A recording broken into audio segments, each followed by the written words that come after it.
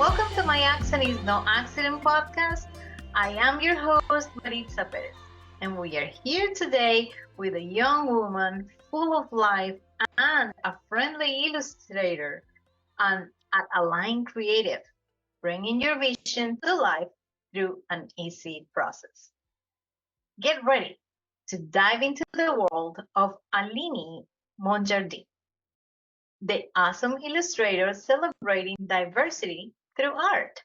With 20 plus years of creativity under her belt, Aline is on a mission to make storytelling more colorful, more inclusive. She up with Kidlit publishers to create illustrations that truly represent everyone. Aline is all about working together and bringing those amazing ideas to life, making sure her art tells a story of all kinds of people. Her illustrations are like a rainbow of imagination that makes books an exciting journey into the power of diverse narratives. Welcome, Aline. It is an honor to have you on my podcast. Thank you so much. The honor is all mine, truly. I'm super happy to be here. I am very happy to have this conversation today with you. And then, as I ask every one of my guests, Aline, what is your accent and why is that an accident? Oh boy, howdy. Well, what's my accent and why it's not an accident? Mm, I think if I go back, I've I was always a very creative girl. I started drawing when I was a 7 year old. At school, I saw my buddy drawing. This is back in Brazil, and I was fascinated. I loved cartoons, and I was like, "Oh my God, what are you doing? Can you teach me?" And just picture like two 7 year olds in class just teaching each other like he was such an expert, you know. And I was like, "Okay, so how do I start?" And he's like, you just draw around the stickies. That is first drawing ever. I was like, oh, okay, like a contour, yeah. So that's my first memory of me drawing ever. And I think um, creativity was always a way for me to fully express myself. I grew up in a small town north, the state north of Rios called Espírito Santo. Very few people know about it.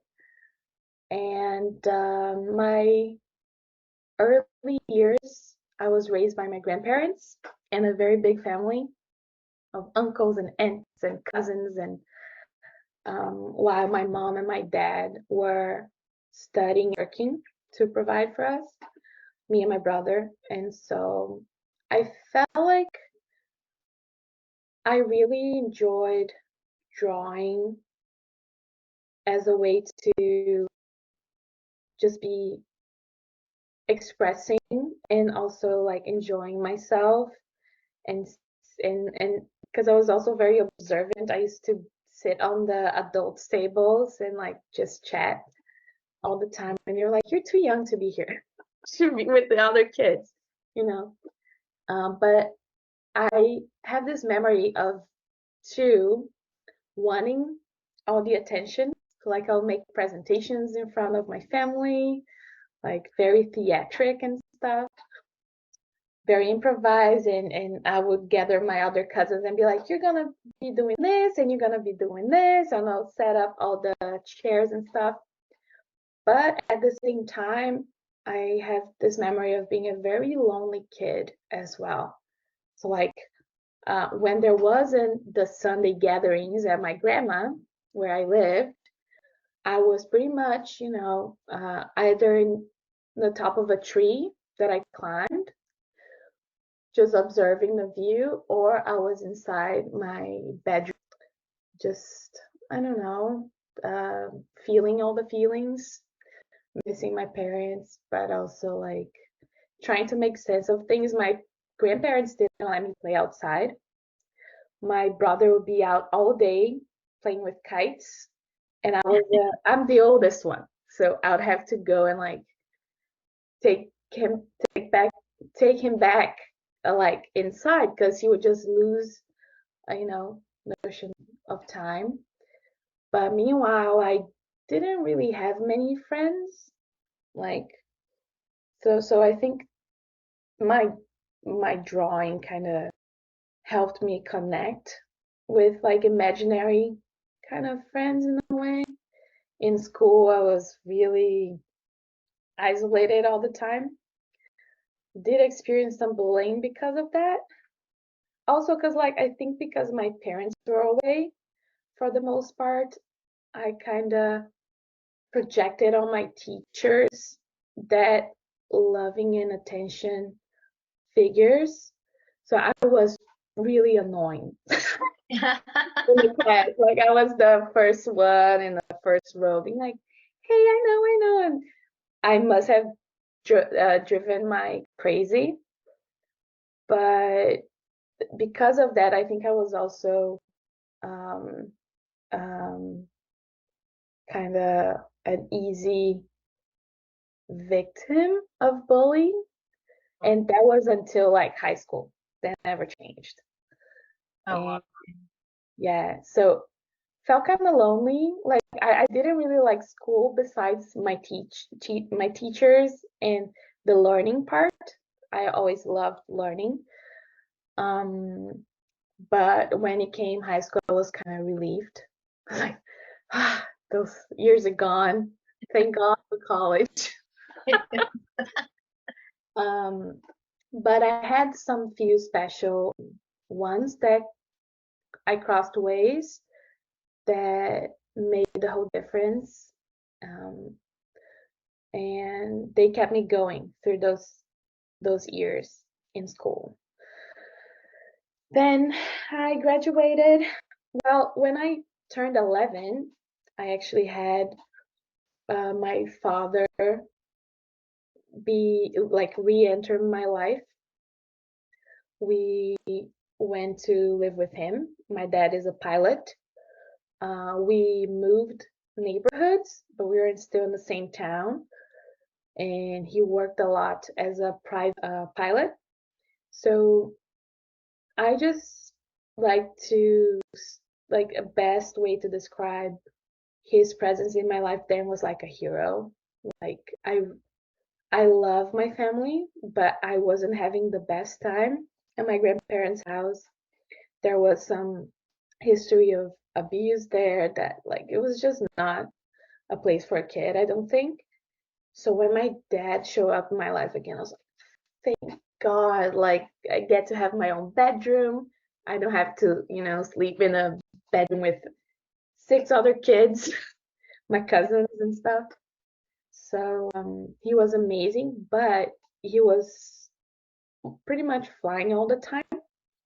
And I was 11 and my brother was 10.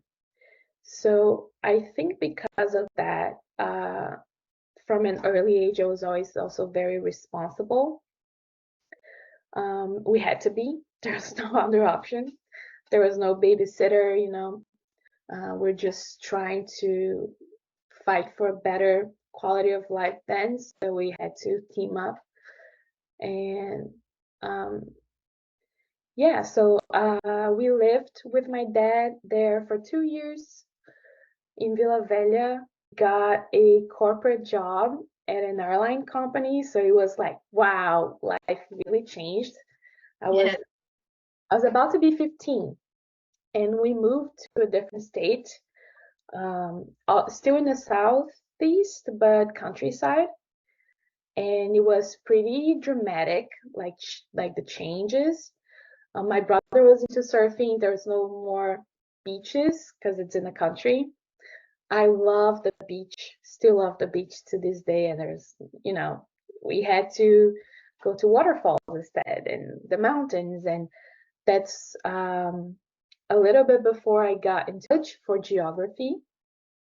because I really wanted to explore the world like since always. And we did a lot of traveling with my dad's new job and in college. And then I came to know a sport called slacklining, which I told you this before, but it's the sport where you balance over on top of webbing. It's not a rope like most people think. The rope is a traditional circus activity, but this is a flat piece of webbing and you balance on it between trees. And I ended up being in the right place, right time, I think, and led a whole movement then in Belo Horizonte, which is now the city where I was, and ended up being one of the first women to push this sport to the highest peaks, where we would do something called highlining now, so between cliffs. Once I broke a record, Latin American record, doing that. Oh, wow.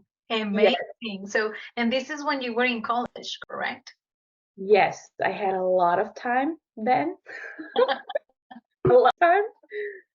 I think I was like 19. I was 17, and by the time I broke that record, I was like 20. Wow. Uh, my life was divided between college, geography studies, and slackline.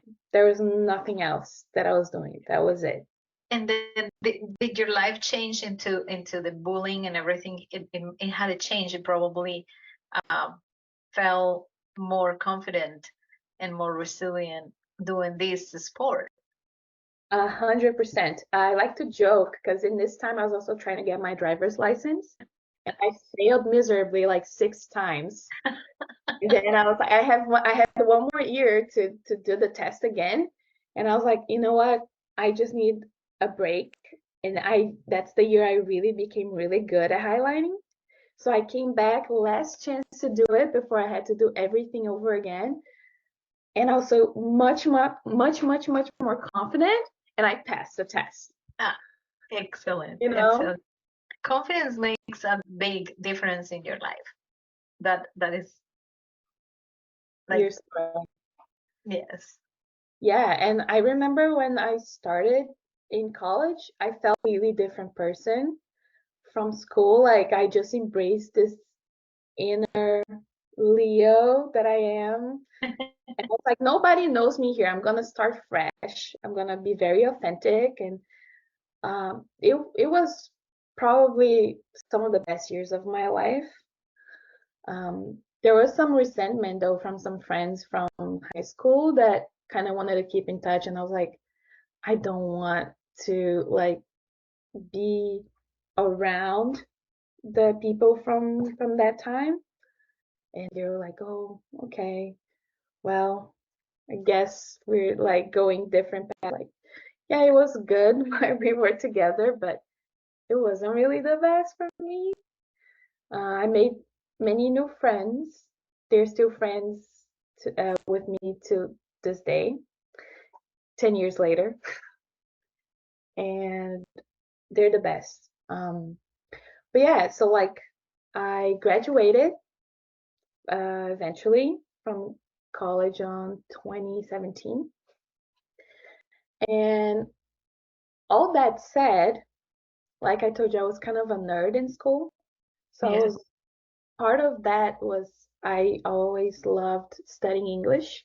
And I started that with the incentive of my father when he was also studying English to get into flying. And it was an activity we would do together. By the time I graduated, he always had this dream of sending his 2 kids to practice English abroad. So I decided to come to Canada, Vancouver, where I live now. And it was supposed to be just a 1 year trip, to practice, get better. And I came to Canada September of 2017. And then November 3rd of that same year, I met my current partner here, and that changed the course of my life again. He was then studying to be a visual effects artist, which is a big industry here. And honestly, too, I came here, I had no idea how to break into a creative career. I mean, throughout my whole life, all this stuff is happening. I'm still the one who draws, you know, like in college, I was sketching the landscapes and everything. So when we met, he introduced me to this whole new world of possibilities. And we eventually were like, well, we got to stay here because I didn't want to, he didn't want to go back to Texas from, and Brazil wasn't really a possibility for him at the time.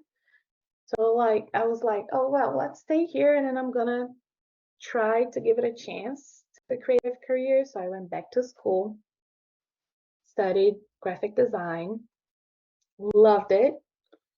But what I really wanted, even before that, was to study illustration. But then I went to some of the colleges here and they're like, well, you don't really know what you want. So what if you want graphic design? And I was like, okay, I did. And got a job in the field eventually. And at that time, about 2 years ago, we were finalizing our immigration process. And the job was great, but inside I was like miserable. I was like, I don't want to be doing graphic design, much less corporate graphic design. I can't express myself creatively to the fullest. So that's when I started my business as an illustrator, which is what I'm doing today, making illustrations for children's picture books. And which I love because I've seen your work in your website and it's amazing. I love it. It's beautiful, it's vivid, it's modern, and I love the colors you use and everything. And the thing that I love the most is your story. You know, being this child and very introvert and even bullied, and grew to come out of it, but through different stages in life. And now you are in a total different country, with a total different culture. You're gonna make me cry, Marit. With a total different culture, and not to the weather. Oh my God, the weather. So on all these transitions, one of the things that caught my attention is that you studied geography. Why did you choose geography? Um, wow, that's a great question. I mentioned that I kind of I held teachers and their presence in my life to the highest for most of my life. That hasn't changed. And I think when I went to high school, it was a different school. It was a much more strict school where we were living. And from year one, the culture there was kind of very strong in getting us to college. So I didn't know what college was. Like none of my parents went to college until my first year of high school when the director of the school came into class and he was very serious and formally dressed. And he was saying like the next 3 years are gonna be the hardest of your life. You're gonna study so much. You gotta start thinking about college. And I'm like, what is college? But you know, and he brainwashed me then into like that's my goal in life. In Brazil, the way we do the whole college process is parents try to get their kids into public universities because it is as the word means, you don't pay for that education like in here, for example. But to get in, it's a very um, difficult selection process. So that's why parents try to put their kids in the best schools, like elementary to high school, so that they could get a chance to get in. And my dad was paying a lot for that school, and we felt the pressure and the responsibility to, show up. And because my dad was a pilot and he was my hero, I decided I was going to be aerospatial engineer. Okay. So I studied very, very hard the first 2 years. But throughout college, I was kind of changing, like that process of becoming more my authentic self. And I realized like I don't want to just do this to, be my dad or please him. And I had no idea what I was going to do. But I knew that I loved my geography classes and my teachers. I was like, I want to be like them. I know so much about the world, how things work in nature, Mhm. and the social side as well. So that was pretty much what led me to it. And the fact that I was very interested in creating maps. I was like, I want to be a cartographer. I just want to Okay. draw maps. Always drawing. But then I get in college and I'm like, oh, none of this is how do I say, um, Um, like analog anymore. It's all computerized.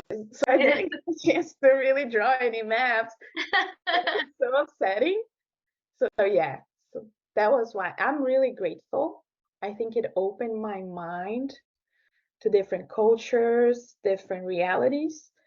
But the academia part, which is the one you need to pursue if you really want to become a scientist, wasn't really my jam because I was starting to notice like, no, yeah, I am pretty much a creative, a rebel, and I can't just, be following all those. It wasn't for me. I so appreciate scientists, but I know in my heart that it is not what I'm meant for. That makes sense.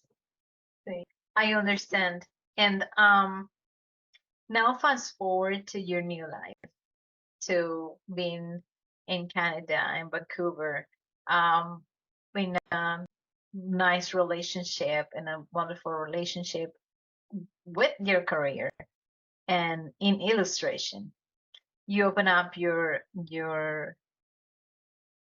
business as an illustrator, and you've been working also drawing, illustrating superheroes, right?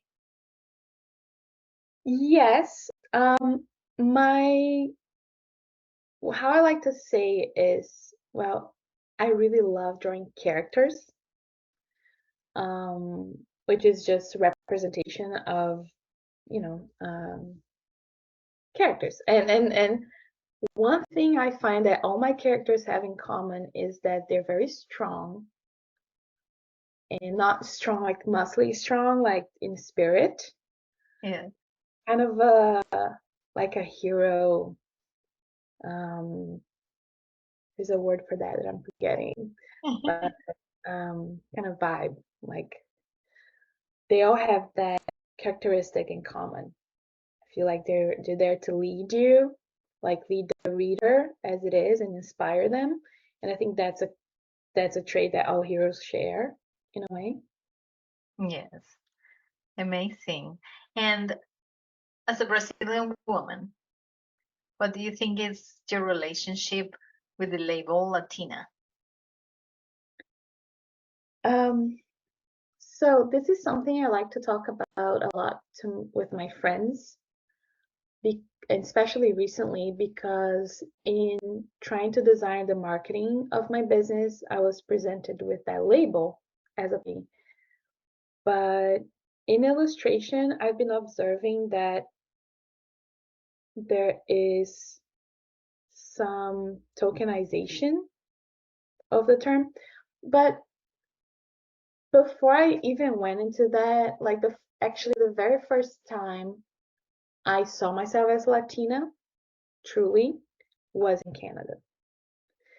Like Brazilians don't really, I feel like they don't really feel part of Latin America as an identity. Like geographically, we're very much aware.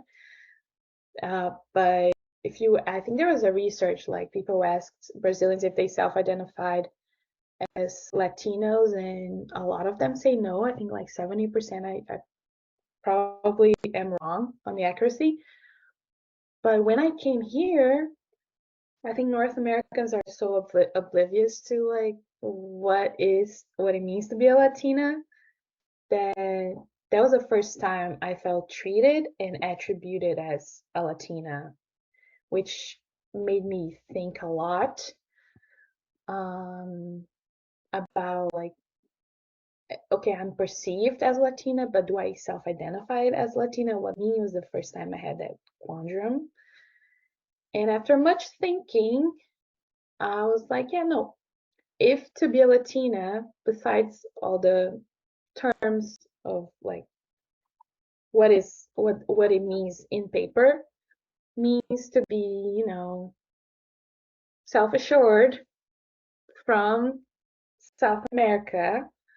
Um, I'm not a Hispanic Latina. I speak Portuguese, but we have that background and culture that is very religious. It's very family oriented. We all share that trait. We are, pink countries. We share that trait. I pretty much started taking in the term, but I feel like I'm a minority, if that makes sense.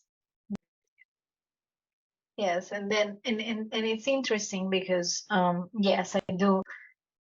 I have seen how many people from Brazil are like, but we're not Latin, and then you're like, but your country is in Latin America, I know. and and geographically it fits there, and also um, the roots of the language um, are Latin as well. But I think what identifies, if you see our folklore, like for instance, let's go to Cartagena, where I am from in Colombia. I'm not from Cartagena, but I am from Colombia. And if we go to Cartagena to the festival, um, it is very similar to Rio de Janeiro's festival. Like the carnival. Yes, and we have a carnival. It's a carnival in Barranquilla and in Cartagena, and it's very similar. The all these things, and then women have minimum you know Clothing. Yeah. and then all the things and Heather. accessories and things on the head, and the way they dance and the way they move, our music, our flavors. I had one of my really good friends is from Sao Paulo, and we were always making different foods from. It was three of us going to college here in US, and it was one was Mexican, my friend from Brazil, and then myself who was from Colombia, and we will make cookouts, and we all had beans in our cookouts, the three of us. We I all mean, had rice. So we still have a lot of things in common. yeah, I agree with you. Like the warmth, it's something that we share as well.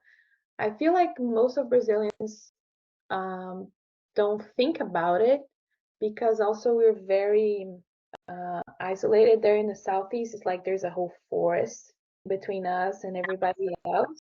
Yes, We may feel distant in that way of like physically and language wise, but you're right. If you go into the culture, it shares a lot of similarities, and um, that's so nice to hear about the carnival and all the other. yes. So So cool. Cartagena and Barranquilla in the north coast is very, very similar. It's a smaller, it's not as big as Rio, but then they have carnivals as well there, and it's very similar. It's not so much samba, but it's another kind of music that right Rhythm. now it's puya and other kind of music. Right now I cannot remember the name of it, but we are, yes, a minority outside of our countries. And then I think that I agree with you. When we are in our country, we do not perceive ourselves as different. We don't realize we're different. But when we go out to another country is when we realize, ooh, what happened? Mm-hmm. Suddenly um, I'm not part of it. I'm not normal. I'm not, what is going on? And I think that identity kind of like shakes you a little bit when you move to another country. And it happens to absolutely everybody anywhere in the world. When you move to a different culture, it shakes you because you realize you are not that many. And people look at you like, why are you doing that? Why are you saying that? And they define you, and you're like, what? Exactly. That was my experience. Like in Brazil, I am considered a white person, even though there's a mix in the background. But I come here and now I'm treated differently. Like I first become aware of all my privileges as a white person because they're taken away from me. You know what I'm saying? Yeah. No, no, no, you're not white. You're Latina. And they put me in that box.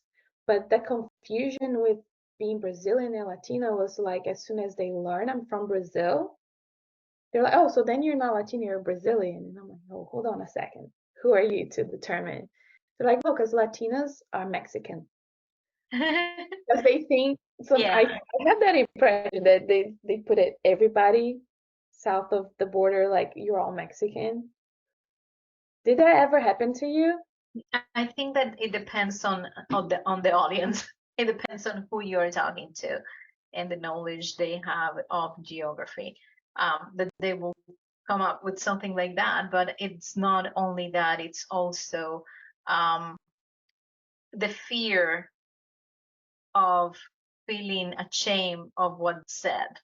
I have noticed that they are like, oh, and I Mm, have had to say, no, I'm not Mexican, I am Latin and I'm Hispanic, but I'm not Mexican, or I'm not from X, Y, and Z, I am Colombian.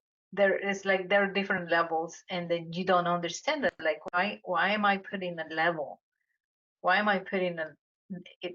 Yes, I totally agree with you. There shouldn't be that leveling because we are all human, and there shouldn't be a difference of treatment because you come from a place or another, because we are human. And especially if you go through the regular immigration paperwork and you obtain legally all your papers. I'm a citizen in US. So the same thing, if I am a citizen, I am, and not to the privileged, but I shouldn't be also saying I'm a citizen, but mhm, those over there are not. They are still human beings. mhm. So important. Mhm. So, how do you think the accent influence um, your work, personality as an immigrant in Canada? Um, I was going to that. I was jumping to that in the question before. Um, because going to this industry of illustration for picture books, so in the publishing industry, I am noticing that some artists that self-identify and label themselves as part of their marketing, they are getting some level of success because now there's the whole hype about inclusivity, which wasn't always a thing, and that's kind of backfiring in some of the successful artists I follow on Instagram. They're starting to point out some kind of like being put in a box. Let's say they're getting lots of inquiries for work, but it's work related to like their identity solely. You know what I mean? So, for example, like as a Latin person, I would only get clients pitch me stories to illustrate that are related to Latin characters. But what about the other stuff that I like to draw? And me being a Latin person, if they want to be inclusive and all, which is great, shouldn't that be enough? So I started to have these conversations with are more experienced and that's kind of like I like to approach, but I am somewhat fearful that if I start leveraging that label to position myself, that could be putting myself into a trap in a way.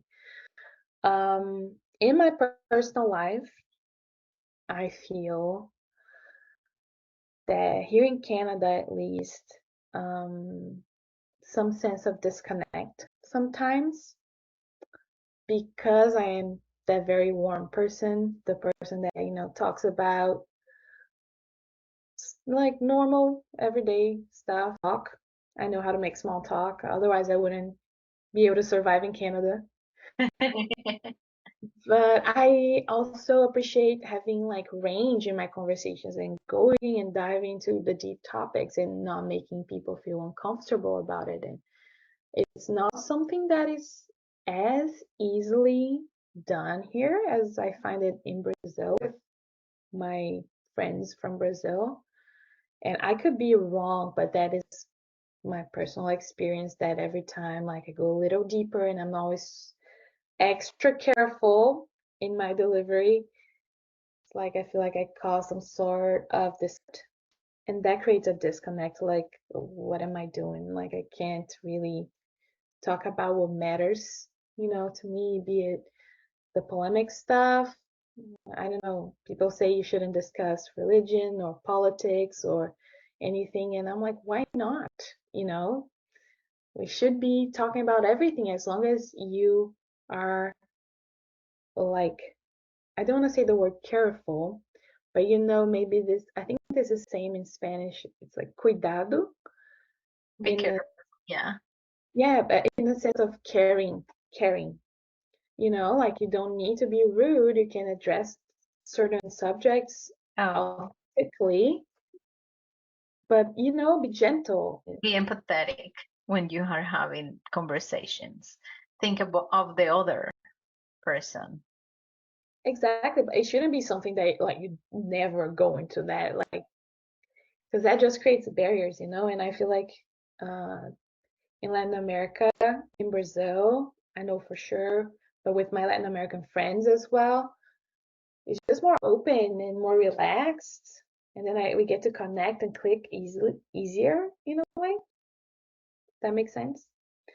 Now, in work in general, before I went into illustration, I noticed that my accent was a reason to be treated differently. But I see that there is a difference in treatment in two ways that I haven't experienced before going to work here, which is we're kind of taken as hardworking people. And I feel that there's some sort of subtle exploitation, sometimes not very subtle, but to me, more like, oh, I get the shifts there, are the toughest to handle because they know I'll do it. Or there is some sort of intolerance in the sense of I think that we are very vocal, and whenever we're spoken to in a certain way, it's not like we just take it quietly and don't say anything. Like, what, Anything. right? Ask and be like confident in ourselves, and that's taken as sometimes as like, oh no, she's too sassy or spicy or speaks back. Like, certain employers don't really like that. So there is a sense of entitlement that if you are not um, like others, then you do not have the right to speak up. Kind of like what you notice that will be some privilege of credit and benefits of having different accent. For instance, somebody with a British accent will be taken better than somebody with a Latin accent or Hispanic or Brazilian Portuguese accent. Um, and yes, I do think that there are certain things that do make people feel less just because they are a minority, and that shouldn't be. Being a minority is not about being less, it's about numbers. It's not about not being enough. It's just about there are less Latinos or less Hispanic or less Portuguese speaking than English speaking or French speaking in Mm-hmm. certain place. And that's where diversity, equity, and inclusion comes, where we are saying we're all human and we all have the same human rights. This has been amazing, but before we conclude, I would like you to tell us what you do and how you help others, and tell us about your venture as an entrepreneur. Thank you for the opportunity to talk about it, by the way. I'm really grateful to be here and to be able to speak about it. Well, as you already put it, I am an illustrator. Today, my focus is serving kidlit publishers, so publishers focused on children's books, more specifically picture books. And the way I do that is I provide illustration services and character design because I love characters. In working together with those publishing houses, we are able to publish very imaginative books to inspire a young audience for years to come.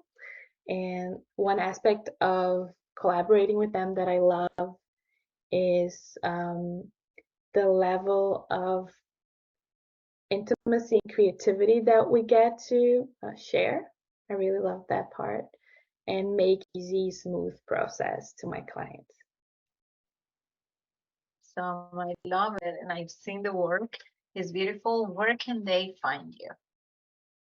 Um, there are a few ways that people can find me. What I always recommend is checking my Instagram profile, which is at aline.creative. Also on LinkedIn, I'm aline.monjardim. And on my website, which is alinecreative.ca. And we will have all that information in the footprint of this podcast. Is there anything that you would like to ask me, or anything that you would like to add for the audience? Um, no, I just wanted to thank you. This was amazing. This is my very first podcast ever, so I was a bit nervous, but you did a great job. I'm like so happy that I came and to be able to talk about my story. I really appreciate that. Thank you so much, Aline, for being here with me today. I enjoyed it and I love your work, and I hope many people can contact you. And I will encourage people to come to your website, which is going to be put in the description of this podcast. And as I always conclude, thank you so much, everybody. Remember, you came to the world because you are loved, to love each other and be loved. See you next time. Bye. Hi, it's Maritza here. If you like this episode of My Accent is No Accident podcast and would like to listen more like this, subscribe wherever you're listening to it or watching it. Leave us a nice review and share with your friends, family, and network. Thanks for listening.